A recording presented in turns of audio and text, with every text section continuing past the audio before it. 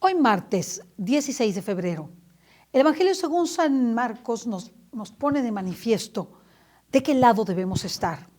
Jesús está con sus discípulos y les habla de tener cuidado de la levadura de los fariseos y de Herodes.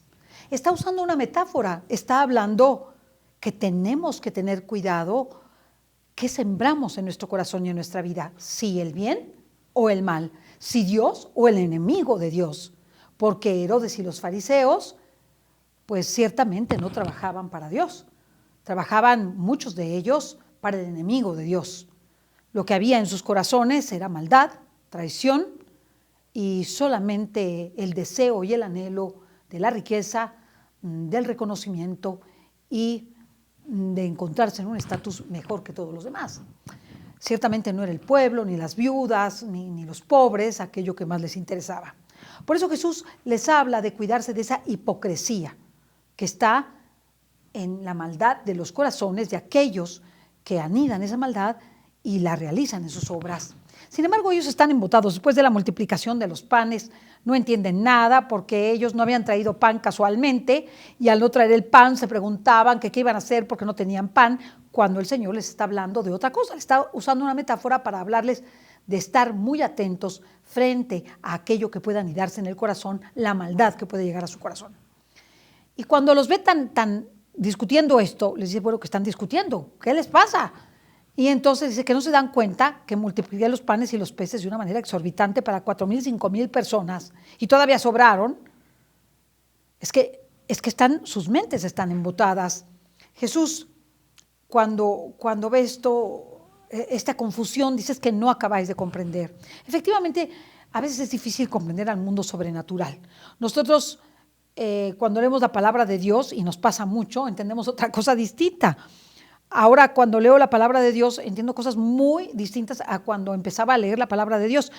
Antes, al principio, cuando leía el Evangelio, pues a veces no entendía nada. ¿Qué quiso decir? ¿Qué dijo? Y me daba cuenta que no había entendido nada, estaba embotada mi mente y poco a poco, conforme fui leyendo, entendía un poco más. Pero aún en este momento, a veces digo, no entiendo qué quiso decir Jesús. ¿Dónde está el verdadero sentido de la palabra de Dios? Y esto es muy importante que lo sepamos, que saquemos el verdadero sentido de la palabra de Dios. Y para ello hay que leer la palabra de Dios, hay que tener ese conocimiento y que solamente se tiene leyéndola. ¿Qué te sugiero para leer la palabra de Dios y que no tengas la mente embotada? Como los apóstoles tuvieron la mente embotada en aquellos momentos, pues hacerlo poco a poco. El Evangelio, esto es mucho más fácil y comprensible que el Antiguo Testamento. Empieza por el Evangelio, Mateo, Marcos, Lucas, Juan, hasta el final.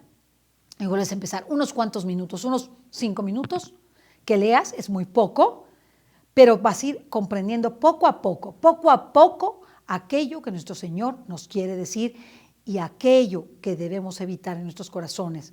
Una levadura, una semilla de maldad en tu corazón, de falsa intención, de no pureza de intención, sino sembrar en tu corazón la semilla del bien, de la verdad, del amor, de la solidaridad, de la justicia, de la pureza, de la lealtad, todo esto que nos hace grandes, porque nos hace grandes junto a Jesús, en Jesús, para Jesús y desde luego hacia los demás.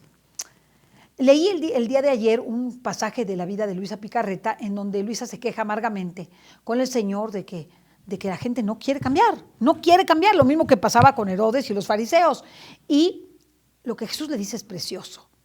Déjalos que sigan en la guerra hasta que se cansen, porque la guerra que yo voy a hacer es la guerra del amor. Efectivamente, la guerra que Jesús quiere que hagamos es la del amor, para que conquistemos a las almas mostrándoles los dones, el amor, la seguridad, la bienaventuranza que es vivir en el bien y la verdad, que son Jesucristo.